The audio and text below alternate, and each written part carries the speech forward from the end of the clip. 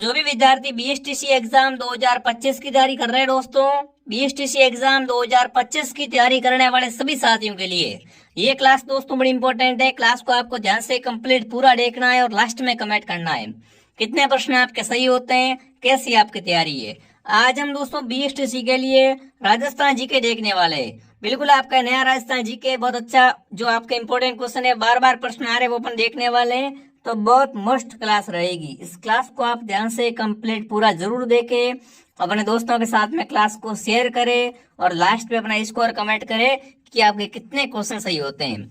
तो चलिए साथियों, क्लास का शुभारंभ करते हैं। क्लास का पहला ही क्वेश्चन आपके सामने क्या पूछा है, कछवाहा राजवंश की कुलदेवी है। बहुत अच्छा क्वेश्चन आपसे पूछा है दोस्तों। कछवाहा राजवंश इन्होंने शासन किया जयपुर पर। कछवाहा ने कहां पर शासन किया? राजस्थान में दोस्तों, जयपुर पर शासन किया था। तो बताओ कछवाहों की आपकी कुलदेवी कौन सी है? नारायणी माता, जमुआय माता, करणी माता या शीतला माता? तो यहाँ पर ऑप्शन आएगा जमुआय माता। जमुआय माता है दोस्तों, ये क्या है? कछवाहा राजवंश की कुलदेवी है।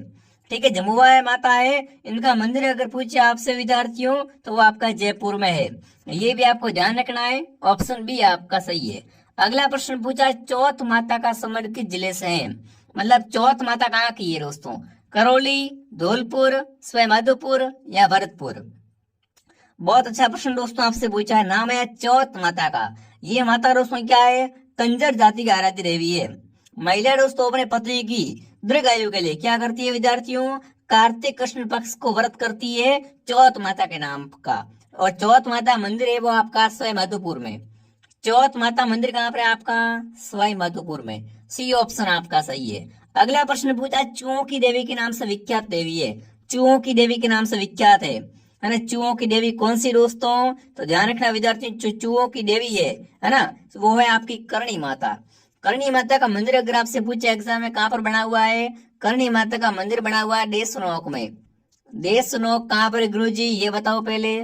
तो देशनोक बीकानेर में। ध्यान रखना दोस्तों, यहाँ पर क्या बना हुआ है? करणी माता मंदिर बना हुआ है। और बिल्कुल चूहों की देवी करणी माता ही है। ठीक है, यहाँ पर नवरात्र में मेला भरता है। वर्ष में यहाँ पर 2 बार मेला भरता है। वर्ष में 2 बार मेला भरता है। ध्यान रखना विद्यार्थियों, किसका? करणी माता का। अगला प्रश्न आपसे पूछा है, महावीर जी का मेला किस जिले में लगता है? महावीर जी का मेला कहाँ भरता है? देखो, मेलों से बहुत सारे क्वेश्चन आते हैं। लोक देवता आपके लिए इंपोर्टेंट टॉपिक है। लोक देवता टॉपिक आपको अच्छे से क्लियर करना है। महावीर जी का जो मेला भरता है वो कहाँ भरता है दोस्तों? महावीर जी का मेला दोस्तों भरता है चैत्र शुक्ल त्रयोदशी को। कब? चैत्र शुक्ल त्रयोदशी को ये मेला भरता है करौली में। कहाँ भरता है? करौली में भरता है। करौली में साथ में केला देवी का मेला, केला देवी का मेला भी कहाँ भरता है? वो भी करौली में भरता है। अगला प्रश्न पूछा है, गोगा नवमी का त्योहार कब मनाते हैं? गोगा नवमी का त्योहार कब आता है? फटाफट कमेंट करेंगे दोस्तों। गोगा नवमी का त्योहार जो आता है वो आता है भाद्र कृष्ण नवमी। कब दोस्तों? भाद्रपद कृष्ण नवमी को क्या आता है? गोगा नवमी मनाई जाती है। गोगा नाम कब आती है दोस्तों? भाद्रपद कृष्ण नवमी को आती है। ठीक है, अगला प्रश्न दोस्तों आपसे पूछा, तार किनका वृक्ष किस जिले में संबंधित है? मतलब तार किनका वृक्ष का संबंध किस जिले से है? अजमेर, नागौर, उदयपुर या जयपुर? तो देखो, तारकिन का उर्स क्या है दोस्तों?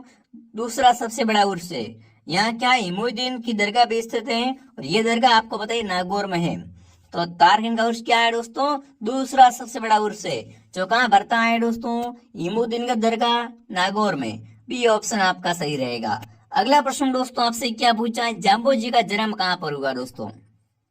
जाम्बू जी क्या है? विष्णु संप्रदाय के प्रवर्तक हैं। ध्यान रखना दोस्तों, जाम्बू जी ने विष्णु को 29 नियम दिए थे। जाम्बू जी पर्यावरण प्रेमी संत थे। जाम्बू जी का जन्म दोस्तों अगर आपसे पूछे ना तो 1451 में।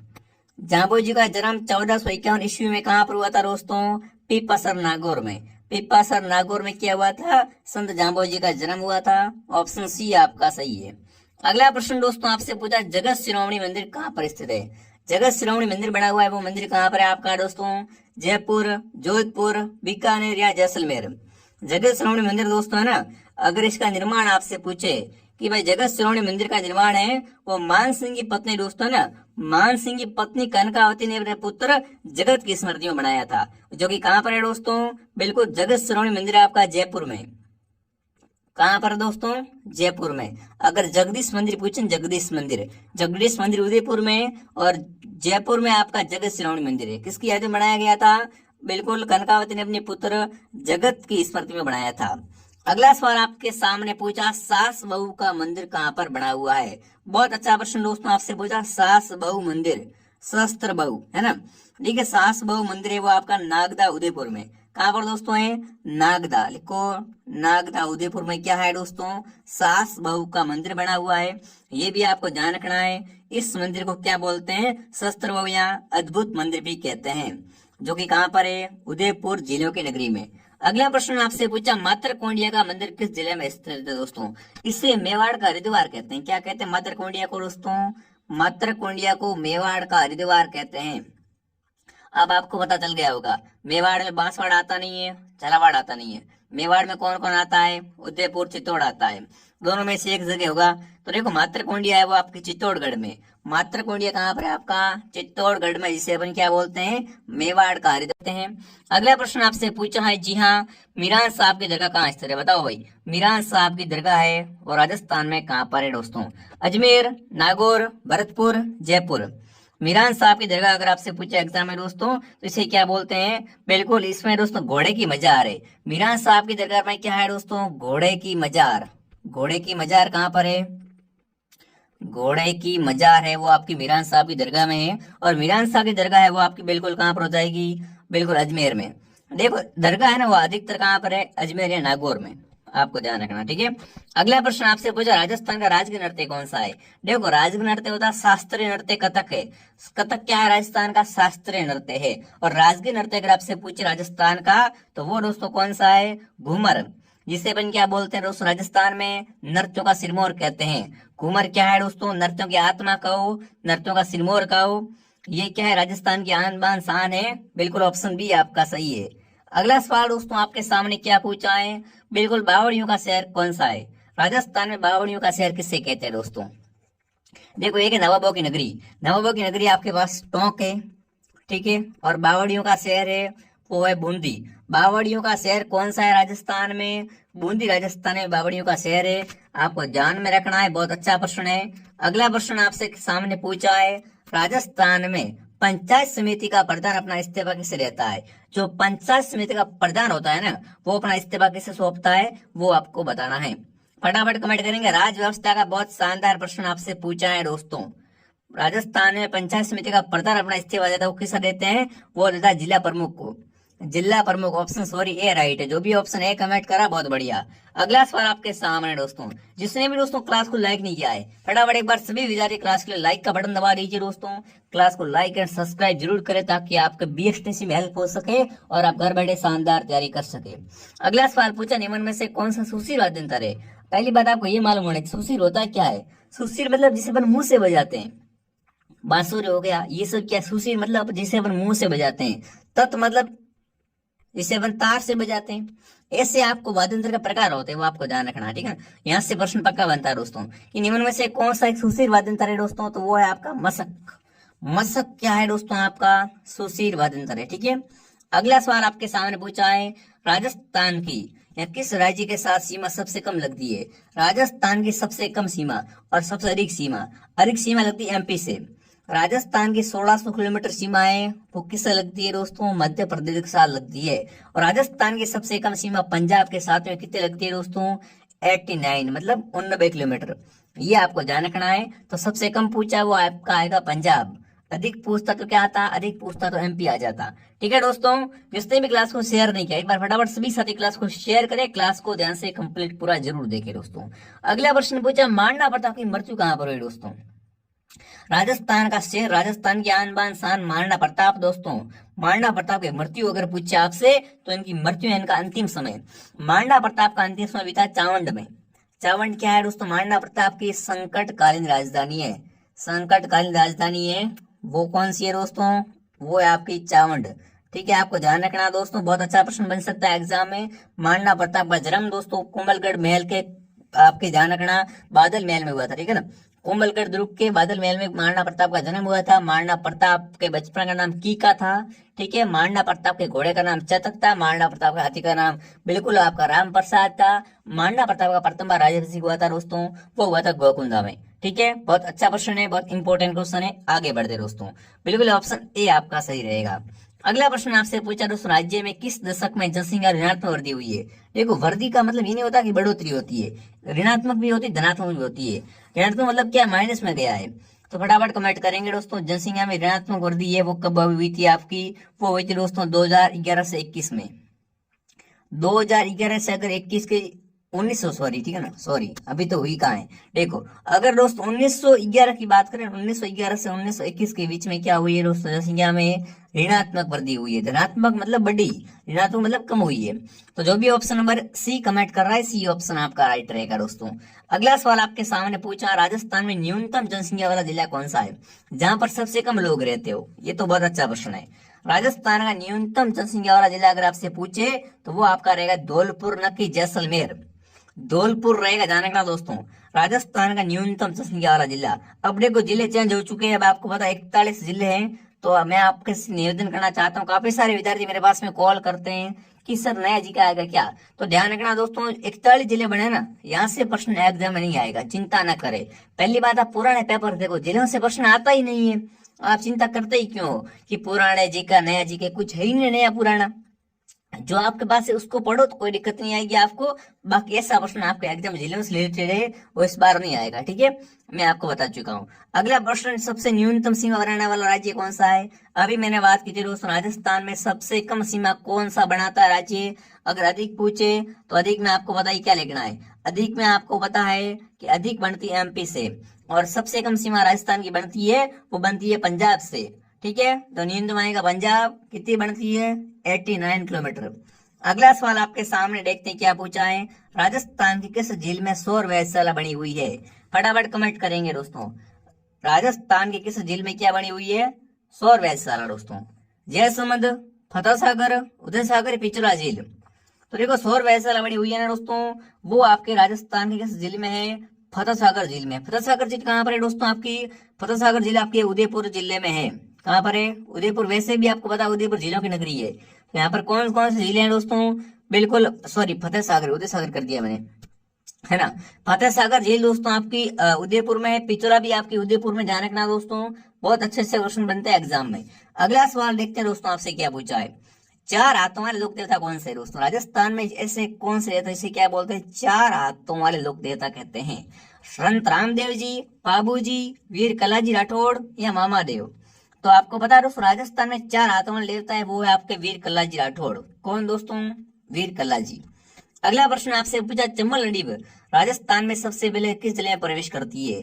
चंबल दोस्तों है ना, चंबल ये राजस्थान में एंट्री कहाँ से लेती है। आपको पता है चंबल नदी दोस्तों है, और राजस्थान में अगर प्रवेश करती है तो वो प्रवेश कहाँ से करती है, चित्तौड़गढ़ जिले से करती है। चित्तौड़गढ़ ऑप्शन आपका सही है दोस्तों। अगला पूछा, पाबूजी इन्होंने ये वो किस स्वतंत्र के साथ में फड़ बांधते हैं। देखो पाबूजी की फड़, पाबूजी आपको पता है दोस्तों क्या है, राजस्थान में ऊंटों के देवता है। राजस्थान में ऊंटों के देवता अगर आपसे पूछे एग्जाम में, राजस्थान में ऊंटों के देवता पाबूजी महाराज दोस्तों। मारवाड़ में सर्वप्रथम ऊंट लाने का श्रेय पाबूजी को दिया जाता है, आपको ध्यान रखना विद्यार्थियों।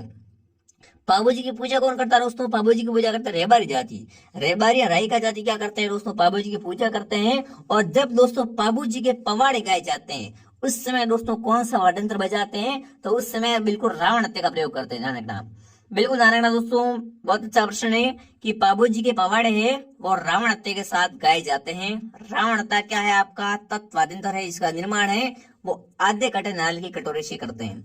अगला प्रश्न दोस्तों आपके सामने पूछा है, अशोक गहलोत प्रथम बार मुख्यमंत्री कब बने। श्रीमान अशोक गहलोत है दोस्तों, वो प्रथम बार राजस्थान के मुख्यमंत्री बने थे, वो कब बने थे वो आपको बताना है। हाल ही में कौन है आपको बताया ना, हाल ही में दोस्तों वर्तमान में राजस्थान की मुख्यमंत्री है वो दोस्तों कौन है बताओ, कमेंट करो फटाफट, बच्चे को पता होना चाहिए, है ना। भजन लाल, वेरी गुड। अब देखिए अशोक गहलोत प्रथम बार मुख्यमंत्री बने थे, वो बने थे दोस्तों कब, वो दोस्तों आपके बिल्कुल 1998 से 2003 तक, ठीक है। अगला सवाल आपके सामने क्या पूछा है देखते हैं, हुमायूं के पास राखी भेजी, है ना। इनमें से किस चित्तौड़ की रानी ने क्या की थी दोस्तों, हुमायूं के पास राखी भेजी। राखी का मतलब क्या होता है, रक्षाबंधन थोड़ी मनाना है, ऐसा क्या होता है, बिल्कुल यहाँ पर ध्यान रखना दोस्तों। चित्तौड़ की रानी थी कर्मावती, कर्मावती पे आक्रमण हो जाता है, तब ये क्या करती है, हेल्प मांगती है कोई हेल्प करता नहीं है, तो इसने दिमाग लगा दिया क्या करें, मैं क्या करती हूँ, हुमायूं को राखी भेज देती हूँ, हुमायूं को भाई बना लेती हूँ, फिर तो भाई तो बहन की हेल्प करने आएगा ही आएगा। तो अब दोस्तों क्या करती है, हुमायूं के पास में एक रानी कर्मावती चित्तौड़ की राखी भेजती है, पर हुमायूं इस राखी को सम्मत नहीं करता, इसको ठुकरा देता है कि मुझे सिस्टर नहीं बनानी है आपको। तो जो भी ऑप्शन सी कमेंट कर रहा है, सी ऑप्शन आपका सही। इतिहास की बहुत सारी कहानियां हैं, वो अपन कोर्स में पढ़ेंगे, चिंता न करें बिल्कुल भी। ठीक है, कोर्स में फेस टू फेस क्लास आती है, आप चिंता न करें। मेवाड़ का वर्तमान शासक के लेखक कौन, बताओ भाई। मेवाड़ का वर्तमान शासक के लेखक अगर आपसे पूछे, रास्ताओं में लेखक बहुत पूछते हैं दोस्तों। मेवाड़ का वर्तमान शासक के लेखक हैं दोस्तों, वो है आपके माणिकलाल। माणिकलाल वर्मा ऑप्शन आपका सही रहेगा। अगला प्रश्न आपके सामने पूछा, सीतावाड़ी का मेला किस जिले में पड़ता है। देखो सीतावाड़ी मेला है ना, इसकी खास बात क्या है, ये मेला शहरी जाति कुंभ है। ये मेला क्या है, शहरिया जाति का कुंभ है। ठीक है ना। अगर आदिवासियों का कुंभ पूछे ना कि राजस्थान में आदिवासियों का कुंभ है, वो कौन सा मेला है, वो है बेणसर मेला। बेणसर मेला कहाँ भरता है, नवाटापुरा गांव डूंगरपुर में सोम मई जाखम के संगम में भरता है। वहीं अगर सीतावाड़ी मेले की बात की जाए दोस्तों, तो सीतावाड़ी मेला भरता है केलवाड़ा गांव में। गांव का नाम क्या है, केलवाड़ा। केलवाड़ा गुरु जी कहाँ पर है, बारां जिले में। ठीक है। अगर आपसे पूछे राजस्थान में शहरिया का निवास करते हैं, तो सर्वाधिक शहरिया बारां में निवास करते हैं। इनका मेला भी सीतावाड़ी मेला बारां में भरता है दोस्तों। अगला पूछा, पर्यटन स्थल अचलगढ़ कहाँ पर है। अगर आपको अचलगढ़ किला देखना है दोस्तों, अचलगढ़ घूमना है ना, तो बताओ आप कहाँ जाओगे। गुरुजी अचलगढ़ तो सिरोही में है, कहाँ पर है, अचलगढ़ आपका सिरोही में है, ध्यान रखना, बी ऑप्शन आपका सही है।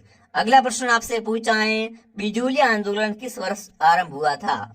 देखो आंदोलन बहुत इंपॉर्टेंट है। जो आपका बिजूली आंदोलन है कब स्टार्ट हुआ था दोस्तों, मैं आपको वादा करता हूँ अगर आप मेरी क्लास को कंटिन्यू देखते हो तो राजस्थान जीके में आपका सिंगल क्वेश्चन गलत नहीं होगा। 50 में से 50 प्रश्न आपके सही होंगे दोस्तों, और 150 में से 150 नंबर आपके राजस्थान जीके में कंप्लीट पूरे आएंगे। यूट्यूब से बता रहा हूँ, अगर आप ऐप कोर्स लेते हो तो आपका नंबर आराम से आ जाएगा, चिंता ना करें बिल्कुल भी, क्योंकि वहां पर सभी विषय पढ़ाए जाएंगे। अब देखो अगर दोस्तों बिजूली आंदोलन की बात करें कि स्टार्ट कब होता है दोस्तों, बिल्कुल ये स्टार्ट होता है वो दोस्तों आपका होता है 1897 में, 1897। ठीक है, ऑप्शन सी आपका सही है। अगला प्रश्न आपसे पूछा है, धौलागढ़ देवी का मेला राजस्थान में किस जिले से जुड़ा हुआ है। सिंपल सी बात है, अगर आपसे एक पूछे कि धौलागढ़ देवी का मेला कहाँ भरता है दोस्तों, तो धौलागढ़ देवी का मेला भरता है अलवर में। कहाँ भरता है गुरुजी, अलवर में भरता है। ठीक है, भरतरिया मेला है वो भी आपका अलवर में भरता है। पांडुपोल मेला है वो भी आपका अलवर में भरता है। ठीक है, राजस्थान में प्रथम केंद्रीय विश्वविद्यालय कहाँ पर स्थापित किया गया, बताओ भाई।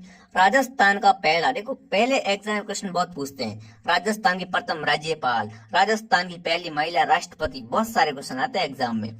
आप अगर आपसे पूछे कि राजस्थान में प्रथम केंद्रीय विश्वविद्यालय वो कहाँ स्थापित किया गया, तो वो स्थापित किया गया अजमेर में। अजमेर क्या है दोस्तों, राजस्थान में अंडों की टोकरी है, राजस्थान का हृदय अजमेर है। ठीक है, तो डी ऑप्शन आपका सही है। अगला सवाल, देश में प्रौढ़ शिक्षा हेतु साक्षर भारत मिशन कब आरंभ हुआ। देखो मिशन योजना पूछ लेते हैं एग्जाम में दोस्तों, योजना भी आपके सिलेबस में है। ठीक है ना, कि देश में दोस्तों प्रौढ़ शिक्षा साक्षर भारत मिशन है, ये कब स्टार्ट हुआ था दोस्तों। ये मिशन आपका स्टार्ट अगर पूछे कि कब हुआ था, तो सीधा क्या करना है आपको, यहाँ पर 8 सितंबर 2009 कर देना। 8 सितंबर 2009 करना है। ठीक है, बिल्कुल ऑप्शन डी सही है। अगला प्रश्न आपसे पूछा, काजरी, इसके साथ में ऐड करो आफरी, ये क्या है दोनों काजरी व आफरी शोध संस्थान है, और दोनों आपके जोधपुर जिले में है। ठीक है ना, काजरी व आफरी कहाँ पर है दोस्तों, जोधपुर में। एशिया की सबसे बड़ी कृषि फार्म कहाँ स्थित है दोस्तों, एशिया का सबसे बड़ा कृषि फार्म दोस्तों है वो कौन सा, अगर आपको पता नहीं है मैं बता देता हूँ। एशिया का सबसे बड़ा कृषि फार्म है सूरतगढ़, और सूरतगढ़ कहाँ पर है दोस्तों, आपका गंगानगर में। ठीक है, अगला प्रश्न आपके सामने पूछा है दोस्तों, राजस्थान की कितनी परसेंट जनसंख्या गाँव में रहती है। अब देखो अगर राजस्थान में 100 लोग है ना, 100 में से कितने लोग गाँव में रहते हैं, कितने लोग शहर में रहते हैं, आपको पता होना बहुत जरूरी है। ठीक है ना, तो राजस्थान की कितनी जनसंख्या है वो क्या करती है, ग्रामीण क्षेत्र में निवास करती है, गाँव में रहती है दोस्तों। तो वो दोस्तों आपके 100 में से 75% लोग, 100 में से कितने लोग, 75%, ओनली फॉर 25% शहर है वो बाहर रहते हैं शहर वगैरह में। ठीक है ना, तो 75% लोग कहाँ रहते हैं दोस्तों, राजस्थान में, गाँव में ही रहते हैं, कृषि वगैरह करते हैं, अपना व्यापार करते हैं और वहीं पे अपनी आजीविका चलाते हैं। जैसे हमारे गाँव में, हमारे शहर में क्या है दोस्तों, हमारे राजस्थान में भाई 100 लोग हैं, यहाँ 1000 लोग कर दो आप, 1000, देखो 1000 लोग, 1000 पुरुष है, इसके पीछे कितनी स्त्रियां हैं, हाँ, राजस्थान में अगर 100 पुरुष है, इसके पीछे कितनी स्त्रियां हैं? बाकी लोग कुंवारे भी रहेंगे, सब तो है नहीं, सब शादी करते हैं, है ना। तो ध्यान रखना दोस्तों, 928 लोग क्या है यहाँ पर, बिल्कुल 1000 पुरुषों के पीछे महिलाओं की संख्या वो कितनी है, 928 है। 928 मतलब पीछे कितने रहे बताओ मुझे, पीछे कितने लोग रहे, फटाफट कमेंट करेंगे। बिल्कुल यहाँ पर दोस्तों कितने लोग रहते हैं, 72 लोग रहते हैं। बिल्कुल 72 लोग क्या करते हैं, बिहार जाते हैं, वहां से लेके आते हैं, ध्यान रखना, ठीक है ना। तो ध्यान रखना विद्यार्थी, तो राजस्थान में 2011 का लिंगानुपात है वो कितना है, वो है आपका 928, 928, ठीक है। अगला सवाल, राजस्थान में थार पारकर गाय की उत्पत्ति स्थल। देखो राजस्थान में थार पारकर गाय का उत्पत्ति स्थल अगर आप इससे पूछे तो फटाफट कमेंट करेंगे कहाँ पर है, फटाफट। बहुत अच्छा प्रश्न पूछा आपसे दोस्तों। बिल्कुल, अगर आप मेरी गणित में कोई दिक्कत हुई है, मिस्टेक हुई है तो माफ करें, क्यों गणित कमजोर होती है सभी की, और जल्दबाजी में क्लास में तो आपको पता अगर उत्तर सही आता है ना, फिर भी अगर अपन क्लास लेते हैं तो वहां पर थोड़ी दिक्कत होती है। देखिए राजस्थान में थार पारकर गाय उत्पत्ति कहाँ से हुई है, तो थार पारकर गाय की दोस्तों उत्पत्ति है वो मानी जाती है, वो कहाँ से मानी जाती है, मालानी से, मालानी बाड़मेर, मालानी बाड़मेर, ठीक है। अगला प्रश्न पूछा है 2012 की पशु गणना के अनुसार राजस्थान का सर्वाधिक गोवंश कहाँ पर है। राजस्थान में गोवंश मतलब गाय, राजस्थान में सर्वाधिक गाय कहाँ पाई जाती है, उदयपुर में। जी हाँ दोस्तों, राजस्थान में 2012 की पशु गणना के अनुसार सर्वाधिक गाय है वो उदयपुर में पाई जाती है, ठीक है दोस्तों। 5वां बात, चलिए आगे बढ़ते हैं। बिल्कुल, जिसने भी क्लास को लाइक नहीं किया फटाफट एक बार क्या करें, सभी सारी क्लास को लाइक करें, शेयर करें। 5वां बात कहाँ पर स्थित है आपका, 5वां बात करौली में दोस्तों, ध्यान रखना, ठीक है ना। 5वां बात कहाँ पर है गुरु जी, 5वां बात करौली में है। देखिए चांदमारी ताम्र परियोजना राजस्थान में किस जिले में कार्यरत है। एक आपकी परियोजना है दोस्तों, वो भी चल रही है, पूरी नहीं हुई है। चांदमारी ताम्र परियोजना ये राजस्थान में कहाँ पर चल रही है, झुंझुनू में, झुंझुनू, ठीक है, झुंझुनू ऑप्शन आपका सही है दोस्तों। अगला प्रश्न, राजस्थान में निम्न में से किस जिले में जिप्सम का उत्पादन सर्वाधिक होता है। जिप्सम को दोस्तों हरसोट भी कहते हैं, हरसोट भी कहा जाता है जिप्सम को। और जिप्सम राजस्थान में अगर पूछे आपसे सर्वाधिक कहाँ से निकलता है तो निकलता जैसलमेर से। जैसलमेर हो गया, बीकानेर हो गया, बीकानेर ऑप्शन में है नहीं तो क्या करना है आपको, जैसलमेर को सही कर देना है। राजस्थान में कौन सा खनिज उर्वरकों के उत्पादन में काम में लिया जाता है। अगर आपको क्या करना, उर्वरक बनाना है, उर्वरक बनाने के लिए किसका उपयोग करते हैं, जिप्सम का उपयोग करते हैं। जी हाँ दोस्तों, जिप्सम खनिज से क्या बनता है, उर्वरक बनता है। डीएपी वगैरह खातर होता है ना, खातर, खाद, जिसे अपन खेत में छिड़काते हैं। तो बिल्कुल बी ऑप्शन आपका सही है। अगला सवाल आपके सामने, राजस्थान विधानसभा में राजस्थान विशेष आर्थिक जोन मतलब जिसे अपन CEZ कहते हैं, विधेयक 2015 कब पास हुआ। दोस्तों राजस्थान विधानसभा में राजस्थान विशेष आर्थिक जोन जो आपका विधेयक 2015 है वो कब पारित हुआ था, तो ये पारित होता है दोस्तों आपका 6 अप्रैल को, 6 अप्रैल 2015 को, ठीक है। बी ऑप्शन सही है दोस्तों, मेरी गारंटी सिंगल क्वेश्चन है गलत नहीं होगा। जिसने भी RPSDF डाउनलोड नहीं किया वो RPSDF डाउनलोड करे दोस्तों, वहां से कोर्स लेके बढ़िया शानदार तैयारी करे, साथ में टेस्ट सीरीज वहां पर मिलती है। अगर आपको कोर्स नहीं लेना, अगर आपको टेस्ट सीरीज लेनी है तो टेस्ट सीरीज आप ले सकते हो, अगर आपको पुराने पेपर लेने हैं आप पुराने पेपर ले सकते हो। आप तो मोबाइल में RPSDF होना चाहिए, RPSD यूट्यूब पर आपको सब्सक्राइब किया हुआ होना चाहिए आपके, ठीक है। तो फटाफट सब्सक्राइब कर लो विद्यार्थियों, बढ़िया तरीके से घर बैठे शानदार तैयारी करो, आराम से आपका नंबर आ जाएगा।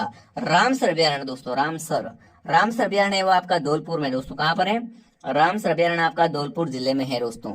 अगला पूछा, राजस्थान में मछली अभ्यारण्य खोला गया है ना, एक्वेरियम, मछली अभ्यारण्य कहाँ पर खोला गया, फटाफट कमेंट करेंगे। मछली अभ्यारण्य खोला गया दोस्तों, वो खोला गया आपका उदयपुर, क्या रहेगा, उदयपुर।